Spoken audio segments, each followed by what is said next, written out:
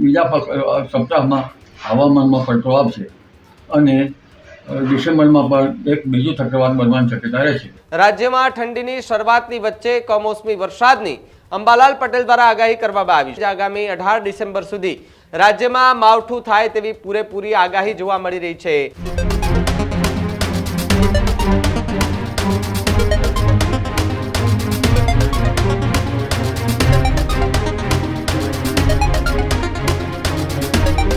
સમાચારોમાં આગળ વાત કરીએ ઠંડીની તો ઠંડીની મોસમ જામી ગઈ છે. ગુલાબી ઠંડી પડી રહી છે અને એની વચ્ચે અંબાલાલ પટેલ હવામાન નિષ્ણાંતે એમણે આગાહી કરી છે કે હજુ પણ વરસાદ એટલે કે કમોસમી વરસાદ પડે તેવી સંભાવના જોવા મળી રહી છે. જી હા, વરસાદને લઈને સૌથી મોટા સમાચાર કે જે હવામાન નિષ્ણાંત અંબાલાલ પટેલે કમોસમી વરસાદ એટલે કે માવઠાને લઈને આગાહી કરી છે.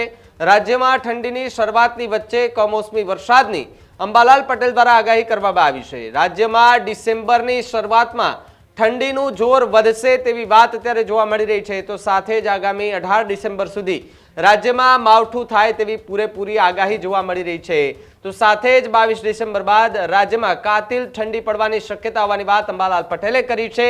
27 ડિસેમ્બર અને 11 જાન્યુઆરીએ હાડ થીજવતી ઠંડી જે છે તે પડી શકે તેવી આગાહી અંબાલાલ પટેલે કરી. બંગાળ ઉપસાગરમાં 26 નવેમ્બરથી ડિસેમ્બરની શરૂઆતમાં વાવાઝોડા બને તેવી પૂરેપૂરી સંભાવના છે. નવેમ્બરના અંતમાં ગુજરાતમાં માવઠું થાય તેવી પણ શક્યતાઓ જોવા મળી રહી છે.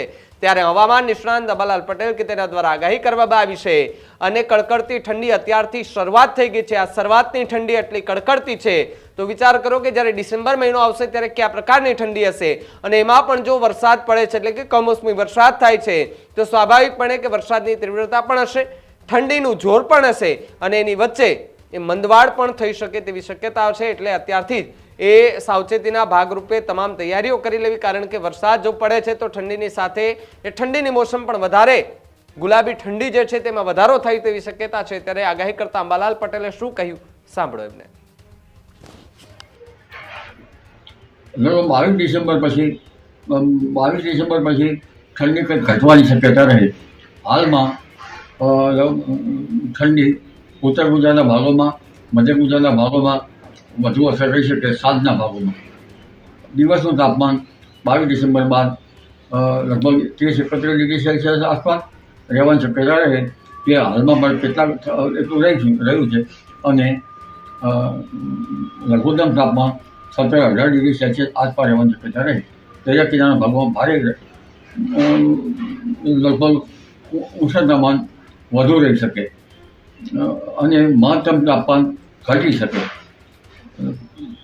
પરંતુ લગભગ ડિસેમ્બરની બીજા સપ્તાહમાં હવામાનમાં પલટો આવશે અને ડિસેમ્બરમાં પણ એક બીજું ચક્રવાત બનવાની શક્યતા રહેશે. ત્યારબાદ લગભગ 20મી ડિસેમ્બરથી ઠંડી પડવાની શક્યતા રહેશે. 22 ડિસેમ્બરથી કાતિલ ઠંડીનો વેગ મળશે. એ ઠંડી 27 ડિસેમ્બર અને 11મી જાન્યુઆરીએ હાડ થીજવશે.